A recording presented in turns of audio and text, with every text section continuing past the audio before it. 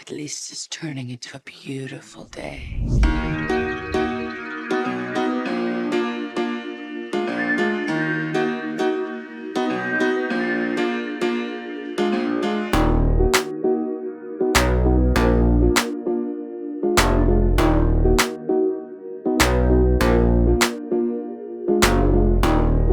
Catherine Zeta-Jones is a British actress who has built a brilliant career in Hollywood and starred in almost 50 films. She has an Oscar and Golden Globe nomination to her credit. She was also awarded the Order of the British Empire for her work in cinema from the hands of Charles himself.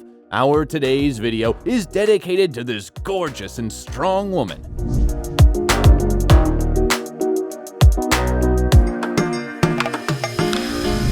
How Catherine Zeta-Jones lives and how much she earns. Catherine Zeta-Jones was born in Wales on September 25, 1969.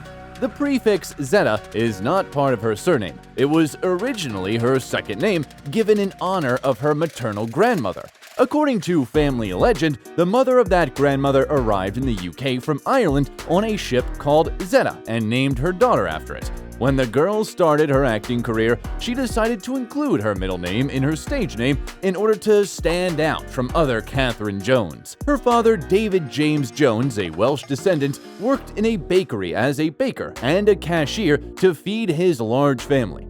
Aside from little Catherine, they had two sons. The family was poor. They lived in a low-income neighborhood in the coastal Welsh town of Swansea. Mother Patricia was a seamstress who helped them make ends meet.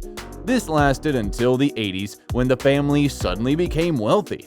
The parents bought a lottery ticket, which brought them £100,000, which allowed them to not only buy their own pastry shop and a decent house in a good area of Swansea, but also to pay for a dance studio for their daughter, which she dreamed of. It should be noted that no one in the family except Catherine was interested in art. At a very young age, she was on the brink of death because of illness. That's why she was raised like a princess, surrounded by attention. By the way, the little scar on her neck was left as a result of the tracheal surgery that saved her life. However, the girl didn't grow up spoiled, striking others with her discipline. At the age of 4, Catherine danced on holidays and sang in the choir at the local church, where everyone who saw her predicted a great acting future for her. From the age of 7, she began to engage in choreography with full dedication, making herself a strict schedule for the whole week. 3 years later, Jones was already shining on the stage of the City Theater, and after another 4 years, she managed to pass the casting for the production of The Pajama Game. This was her first serious role. After the tour was over, the young actress left school without obtaining O-levels and went to London. There, she stormed all kinds of castings, not missing a single opportunity to make it to the big screen. During this period, she had a passionate relationship with the famous TV presenter John Leslie. Catherine was so carried away by the charming Scotsman that she planned to spend her whole life with him. Alas, his personality turned out to be too difficult. The future star suffered from fits of jealousy from her partner, which eventually led to a breakup. As for her acting, at first Catherine's catch was small. She was chosen only as the second understudy to the lead actress of the musical 42nd Street. The year 1990 was more successful for her as she was cast for the role of Scheherazade in the film 1001 Nights. The young, talented beauty was immediately noticed, and a year later, she got a role in the series The Darling Buds of May. Critics and British viewers were delighted, and very soon, Catherine headed off to conquer Hollywood. She immediately had a chance to play in the episode of George Lucas's television series, The Young Indiana Jones Chronicles, which boosted her career in Hollywood. Legend has it that her role of dancer Maya impressed Steven Spielberg so much that he advised to invite her to the role of Zorro's beloved. According to another story, Spielberg noticed the actress while watching the miniseries Titanic, which was released in 1996. In the meantime, Catherine starred in a number of TV movies, including Christopher Columbus, The Discovery, Splitting Heirs, The Return of the Native, and Catherine the Great, as well as the miniseries The Cinder Path.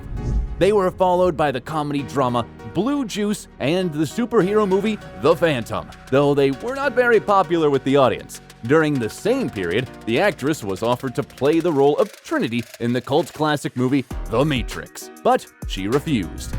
In the mid-90s, the girl was in a relationship with the Scottish actor Angus MacFadyen. They were even engaged, but they broke up before the wedding.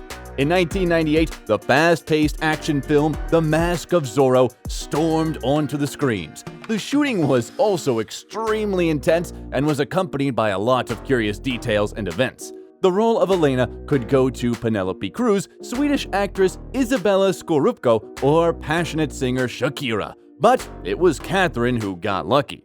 In order to fit into the role perfectly, the actress, as she usually does, eagerly began to learn disciplines useful for the filming: horse riding, fencing, dancing, Spanish. She was particularly successful in learning the latter.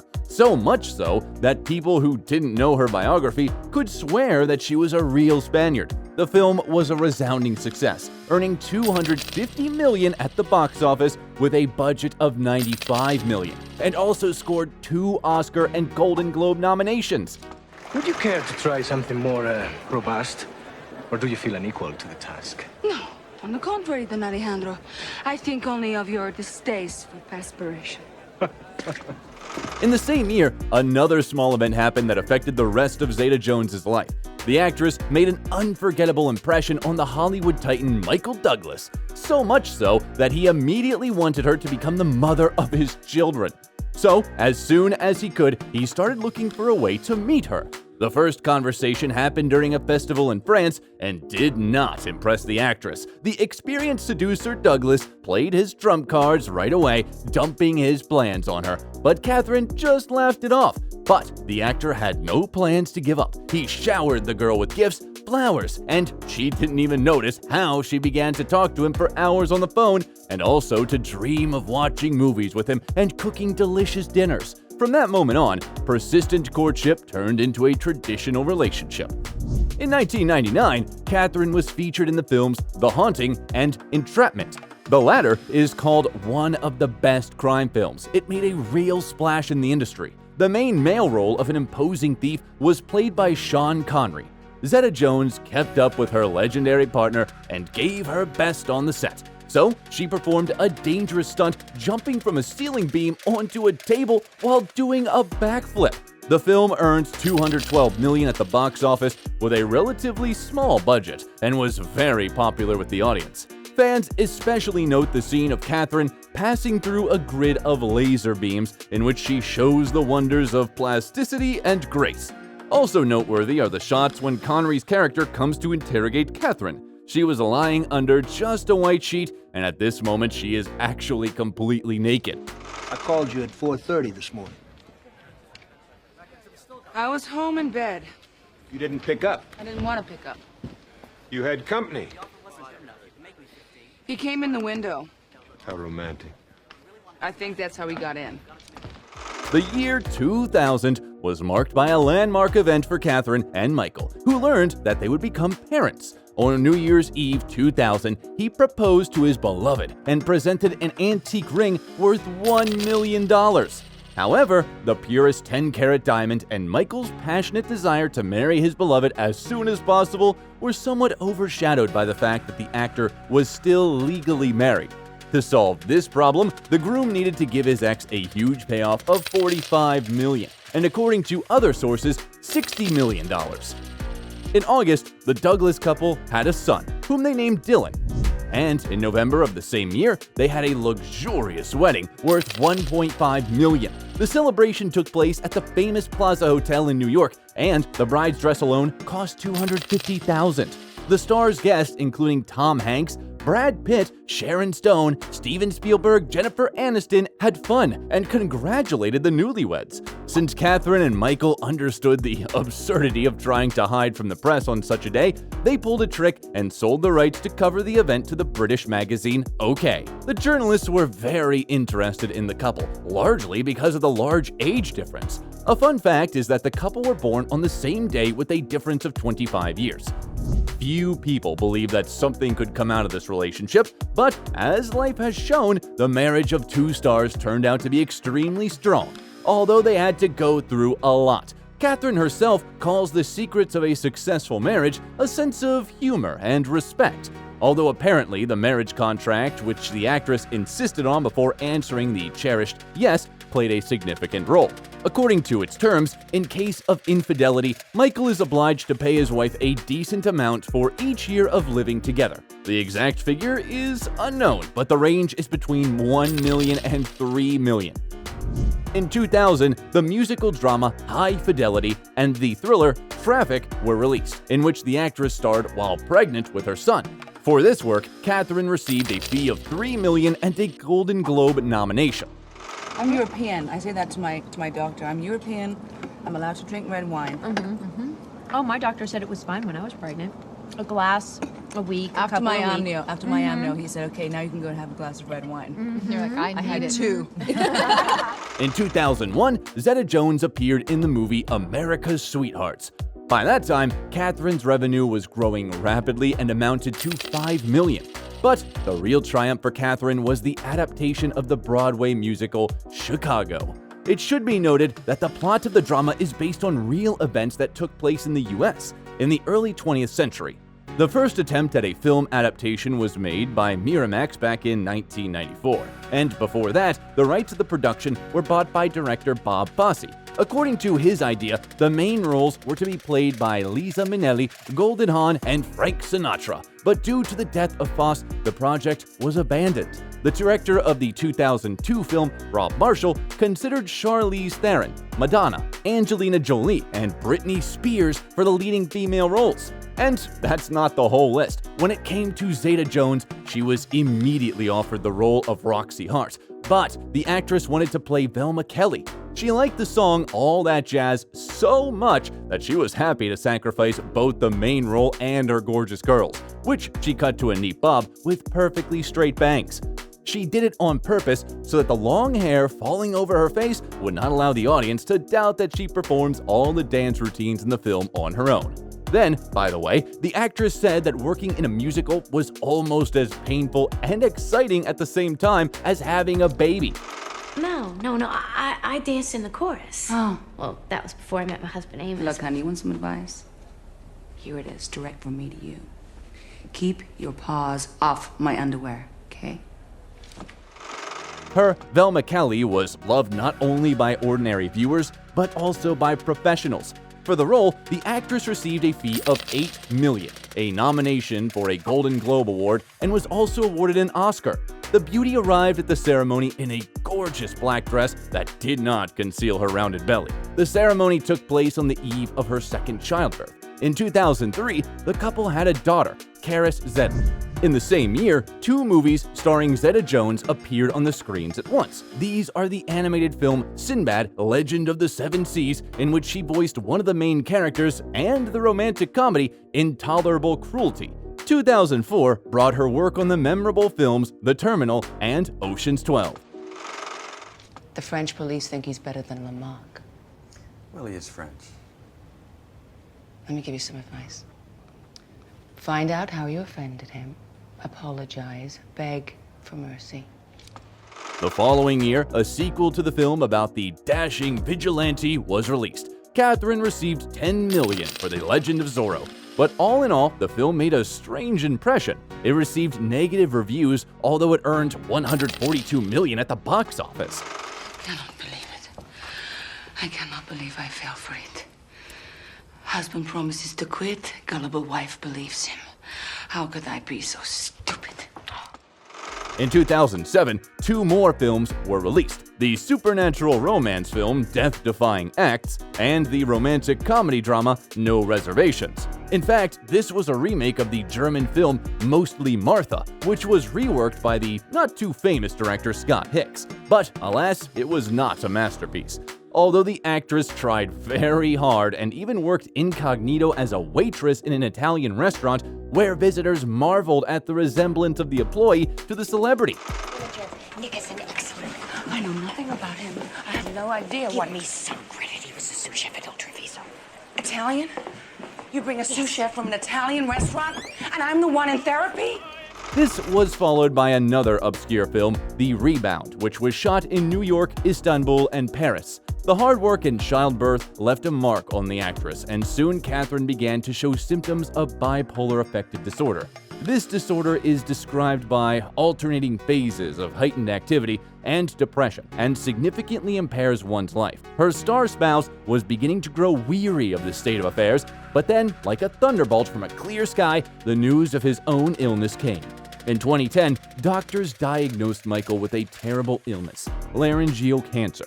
All this happened while Douglas's first son, Cameron, was arrested, charged with drug trafficking, and sentenced to 5 years in prison. Here, Catherine immediately switched and devoted all her energy to help her beloved spouse.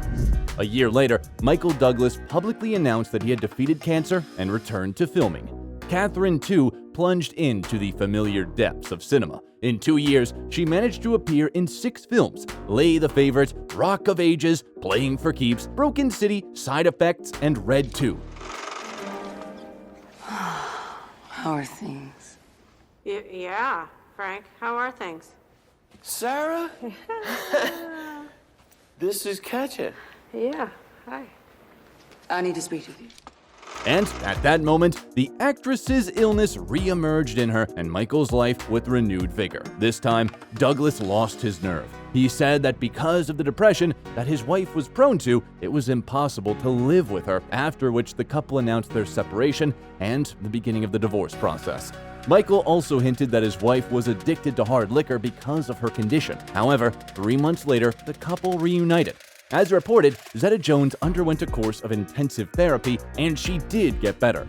She resumed her acting career and appeared in the series Queen America, Feud, and Prodigal Son, as well as the films Dad's Army and Cocaine Godmother. In 2022, Catherine hit a new moment of stardom. In the Netflix series Wednesday, which became a worldwide hit, the actress played the role of Morticia Adams, the mother of an unusual and daring girl protagonist. What is this, a kidnapping? Would you like that? Because I think I'm up to it. You do move me. I don't know why, but you do move me. In unusual places. Fans and critics who initially doubted this casting decision in the end agree that the actress's performance is worthy of praise. The duet of Catherine and the Puerto Rican actor Luis Guzman, who played her husband in the series, was particularly delightful. Despite a significant break in work and the troubles, Catherine has remained in good shape. Now, viewers can see her in the Disney series National Treasure: Edge of History. It should be noted that the performance of the actress has always been generously paid. Now, Catherine Zeta-Jones, once a poor girl from the outskirts of Swansea, is a very rich lady. Her fortune is estimated at $150 million, and it's not just income from filming. It is reported that 1 second of the actress's advertising time costs about 4,000 euros. Over the years, she starred in advertisements for Elizabeth Arden Cosmetics, the Visa payment system, and Alfa Romeo cars. A 2-year contract with the mobile operator T-Mobile brought the actress $20 million, and in 2019, she was seen in a Fendi commercial where she starred with her daughter. A couple of years ago, Zeta-Jones launched her own line of shoes in collaboration with the Butterfly Twist brand, known for its eco-friendly approach to production. In addition to the shoe collection, Catherine produces makeup, sportswear, and household goods under her own brand, Casa Zeta-Jones. Over the years of marriage, Zeta-Jones and Douglas have accumulated a high-end real estate portfolio. The star couple has a spacious apartment in New York with a view of Central Park, which they recently decided to sell. At first, the price was set at $21.5 million, but at the beginning of 2022, the couple decided to lower it to $19.5 million. Potential buyers will get a luxury penthouse with 4 bedrooms, a spacious living room, and a dressing room made in classic style. Apparently, in 2019, the family was going to rotate the property. They sold 12 acres of land in Westchester County, New York, which they bought in 2015 for $11 million, and managed to double the price. In the same year, they purchased a house in the same state worth $4.5 million. Also in 2019, an English-style villa in Bermuda worth $10.6 million was put up for sale, but in the end, the sale didn't take place, and the lot was withdrawn from auction. Catherine and Michael spent a lot of time in the house after the wedding, so their children didn't even suspect at first that they were growing up in a family of Hollywood celebrities. The couple has a snow-white villa hidden in lush greenery in Spanish Majorca, which in the 19th century attracted the European nobility. The 10-bedroom house is decorated with great love, its design is tasteful and discreetly luxurious. Many of the interior decorations and furniture were chosen directly by the owners. The estate is quite large, totaling about 10,000 square feet. There is a formal dining room, several living rooms decorated with antiques, which Douglas is very passionate about. The estimated cost of this property is $33 million, but since Michael's ex-wife remains the co-owner of the property, it cannot be sold. The Hollywood diva owns a black Lexus SUV worth $130,000, which she drives in everyday life. Douglas and Zeta-Jones were once spotted driving around Wales in a used Jaguar. As it turned out later, the couple arrived in the actress's hometown to participate in a golf competition. Catherine Zeta-Jones is a woman who impresses not only with her beauty, but also with her stunning determination. No matter what happens, she does not give up and looks into the face of any life circumstances, boldly challenging them. She is not afraid of experiments or difficult tasks.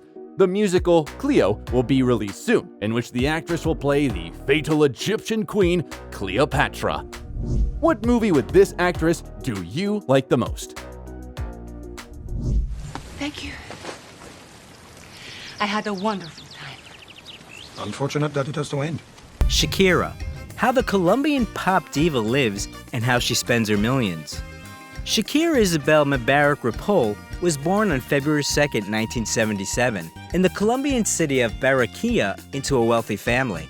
The future pop diva's father, William, is Lebanese, and her mother, Nydia, has Spanish and Italian roots. The future star is the only child in the family, but she has 8 half-brothers and sisters from her father's previous marriages. Shakira grew up a gifted child. At 1.5 years old, she knew the alphabet. At 3, she could read and write. And at 4, she was completely ready for school. The parents were proud of their daughter's achievements, so they decided to have her abilities tested by specialists, who after a series of studies, concluded that the girl was a child prodigy. Looking ahead, it is worth noting that Shakira's IQ is currently 140, which is an indicator of genius and a record among the stars of world pop music. In addition, she speaks 6 languages. The father owned a jewelry store, and in his spare time, he wrote various stories. He passed down his talent to Shakira, and at 4, she wrote her first poem. And at 7, she asked her parents to buy her a typewriter. Many of the girl's works form the basis of the now famous tracks.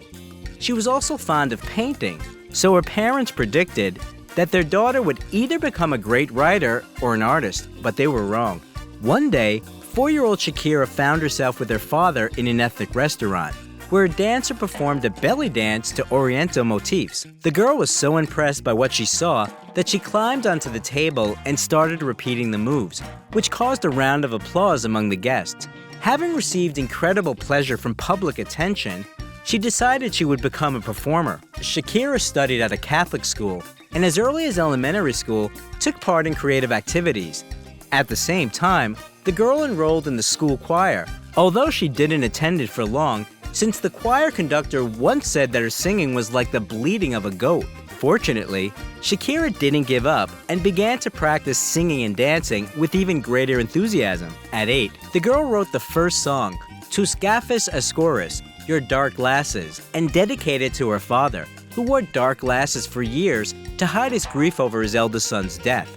It is worth noting that William is a wonderful father who spares neither time nor money for raising his children. However, for Shakira to learn to appreciate what she had, the man once took her to a local park to show how orphans live there.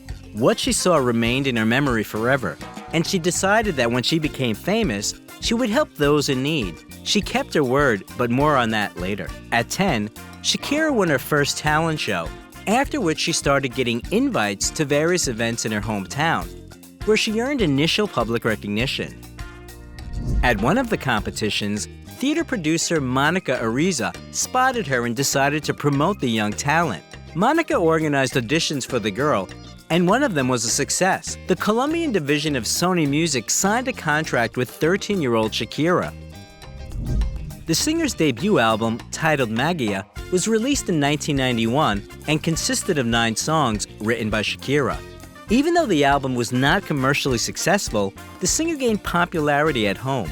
At that time, the young girl fell in love for the first time. Her partner was a neighborhood boy, Oscar Prado, but after several years, the feelings gradually died down. In February 1993, Shakira represented Colombia at a music festival in Chile, where she took 3rd place. Interestingly, one of the judges was 20-year-old Ricky Martin, who gave his vote to the girl. In March of the same year, the singer's second album, Peligro, was released, which turned out to be a commercial failure, just like the previous one. At that time, Shakira was disappointed in herself and decided to take a break from her music career to finish school. Since then, her first albums have been discontinued and are now considered not official, but rather promotional. After graduating from school, Shakira moved with her mother to the Colombian capital, Bogota. In 1994, she got the lead role in the series El Oasis, a Colombian reinterpretation of Romeo and Juliet, and even performed the title song of the telenovela. By the way, this was not Shakira's first appearance on the screen. She had previously had cameo roles in various TV series. At the same time, Sony planned to terminate the contract with the singer, but she presented the song Donde Estás Corazón, which instantly became a hit.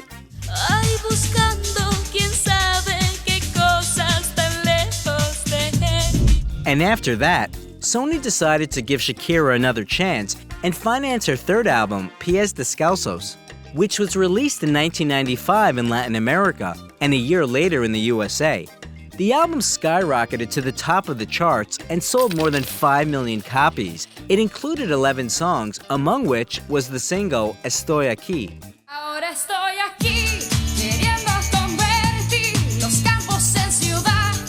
In 1996, the singer went on an international tour and became the first Colombian to conquer the world. In the same year, Shakira received awards in the categories Album of the Year, Video of the Year, and the Best New Artist at the Billboard Latin Music Awards. In 1997, it became known that the singer was dating actor Osvaldo Rios. The lovers hid their relationship and practically didn't appear together in public. Even though the couple was called the most beautiful in Latin America, their relationship lasted only 8 months. Interestingly, at that time, Shakira was offered the role of Elena in The Mask of Zorro, which she refused, thinking she didn't speak English well enough. As a result, the role went to actress Catherine Zeta-Jones. In 1998, the singer's 4th album, Donde Están los Ladrones, was released, the title of which translates to Where Are the Thieves? Shakira came up with it after an incident at an airport when unknown people stole most of her belongings, including new song lyrics, which forced her to start working on the album from scratch. The album reached number 131 on the Billboard 200 chart and held 1st place in the US Latin Albums chart for 11 weeks. Among the 11 compositions, the song Ciega, Sordomuda was the most popular, especially among girls who started imitating Shakira's style by braiding their hair just like her.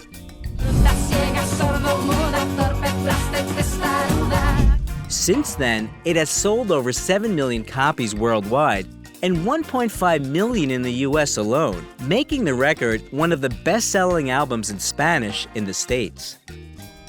In 1999, Shakira was nominated for a Grammy for the first time in the category Best Latin Rock or Alternative Album, and also the MTV Video Music Award in the category Favorite International Artist for the song Ojos Así, which she won.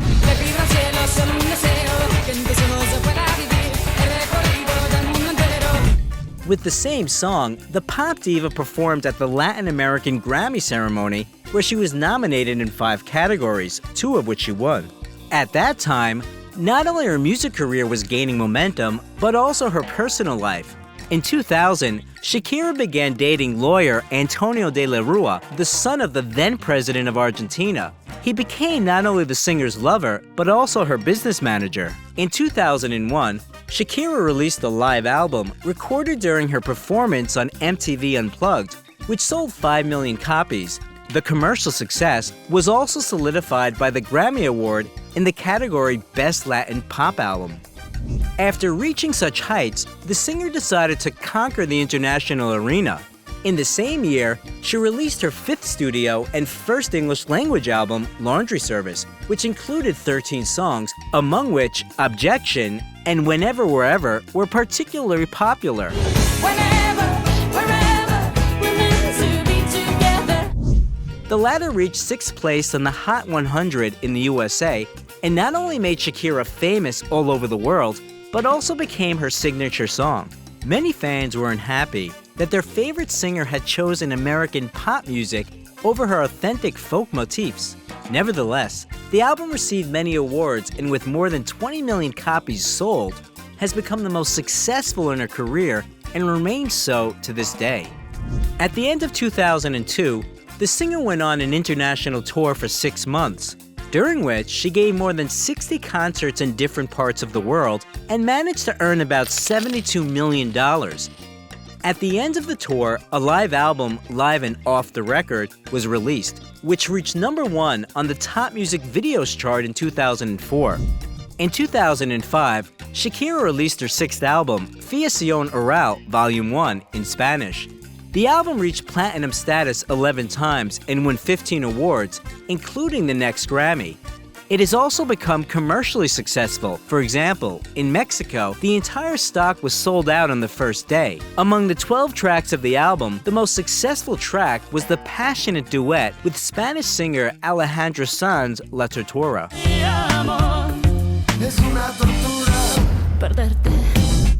In the same year, the singer's 7th album, Oral Fixation, Volume 2, came out, a continuation of the previous one, which included songs only in English. The album failed to achieve great success in the US, but the single Hips Don't Lie, featuring Wyclef Jean, was a smash hit, becoming the best-selling single in the last 10 years. Oh, baby, when you talk like that, you make a woman go mad. In 2006, Shakira went on to a concert tour that lasted more than a year and became the longest and most expensive in her career. The singer gave 116 concerts in 37 countries around the world. In 2007, the artist recorded a duet with Beyoncé, Beautiful Liar, which set a Billboard Hot 100 chart record. The single skyrocketed from 94th to 3rd place, which at that time was the biggest climb in the chart's history.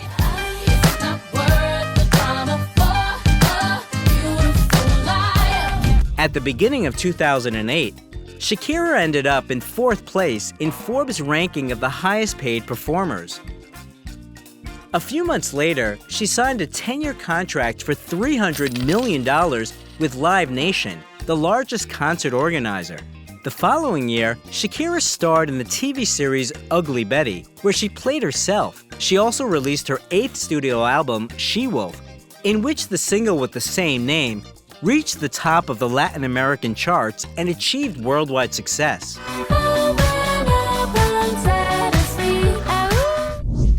At the same time, it became known that the singer's personal life wasn't as smooth.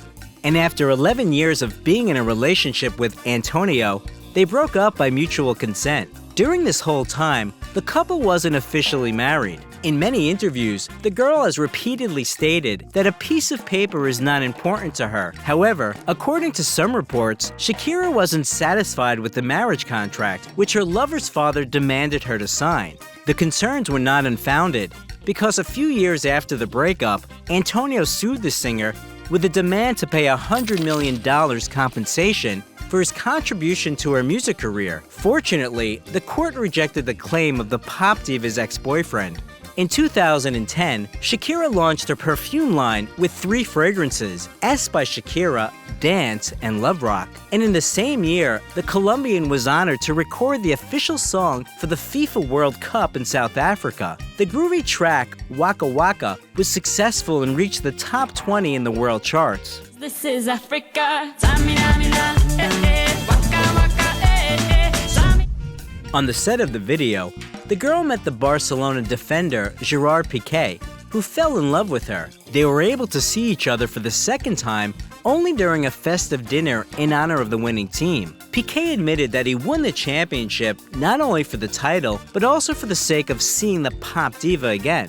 That's when the relationship started, but it became public only a year later.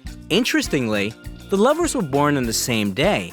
Only Shakira is 10 years older than her partner. In the fall of 2010, the singer presented her 9th studio album, Sale el Sol, after which she went on an international tour. The song Loca was received the best by the fans. And I'm crazy, but you like it. Loca, loca, loca. In 2012, Shakira took part in the American show The Voice, replacing Christina Aguilera in the mentor's chair. With her appearance, the ratings of the show significantly increased, and the pop diva earned $12 million for her participation. Meanwhile, the artist's relationship with Piqué reached a new level. In 2012, Shakira moved in with her lover in Barcelona, and a year later gave birth to their son Milan. Family life made changes to the singer's music career. Due to the birth of a child, the release of her 10th album, Shakira, on which she began working in 2011, was postponed to 2014. One of the album's songs was reworked for the FIFA World Cup, and the track, La La La, performed together with Carlina Brown, became the second anthem of the World Cup. How dare you? In 2015, Shakira gave birth to her second son, Sasha, and the following year, she voiced the gazelle in the cartoon Zootopia. Initially, her character looked a little different, but at Shakira's request, the gazelle's hips were enlarged. In 2017, the singer's 11th album, El Dorado, was released, the main hit of which was the track Chantaje, featuring Colombian singer Maluma.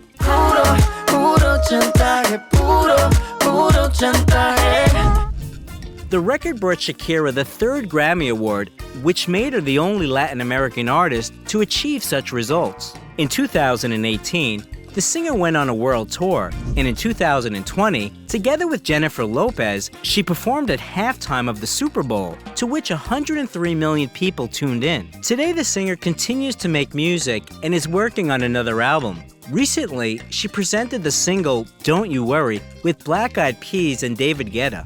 Gonna be alright. Everything's gonna be alright. It also became known that in June of this year, the pop diva broke up with her spouse, and they're now fighting for custody of the children. According to some reports, the reason was the numerous infidelities of the soccer player. Soon, Shakira plans to return to the USA. As of today, the pop diva's fortune is estimated at $300 million, which she earned through music, TV projects, and advertising contracts. Shakira appeared in advertisements for brands such as Pepsi, Activia, Pandora, Oral-B, Nokia, Sony Ericsson, Angry Birds Game, and many others. And last year, she sold the publishing rights to 145 of her songs to a British investment company. According to some reports, the transaction amount exceeds $100 million. The singer owns expensive real estate in different parts of the world. In 2012, together with Piqué, she bought a house in Barcelona for $5.8 million, where the star couple lived with their children. Orange trees grow on the terrace, and the house has several bedrooms, a living room, and a library. Before meeting the soccer player, Shakira lived in Miami. The singer bought the Snow White Villa back in 2001. A building with an area of about 8,600 square feet has a spacious kitchen and living room, 6 bedrooms, and a room for rewards. Outside, there is a terrace with a bar and a huge swimming pool. A few years ago, the singer put their property up for sale for $11 million. In addition, Shakira owns a house in Colombia, a villa in Cyprus, as well as the island of Bonds Cay in the Bahamas. The latter was bought together with her friends in 2005 for $16 million. A resort area was supposed to be built on the site, but the business plan, the cost of which is approximately $485 million, has not yet been implemented. The pop diva also owns a collection of cars, including Audi A7 Sportback, Mercedes-Benz SLK 250, Tesla Model S, BMW X6, Audi Q7, and Mercedes-Benz SL 550 for $115,000. It is known that Shakira also owns a private jet. The singer spends a significant share of her fortune on charity. Back in the late 1990s, she founded a charity foundation where she sends 50% of her payouts to help orphans and poor families. One time, Shakira starred in a champagne commercial, and all of the $660,000 earned, she gave to the construction of 2 schools in Colombia and Haiti. She is also a UNICEF Goodwill Ambassador, and last year, together with Prince William, released the documentary, The Earthshot Prize, Repairing Our Planet. In 2011, Shakira received a star on the Hollywood Walk of Fame, and in 2013, she appeared in the ranking of the most influential women in the world. Barbie dolls were produced in her image, and a metal statue was erected in her native Colombia in honor of the pop diva. All of this suggests that Shakira managed not only to achieve commercial success in her music career, but also earn the love of millions. Do you like the Colombian singer? If you like the video, leave a like and also subscribe to the channel so that you don't miss anything interesting.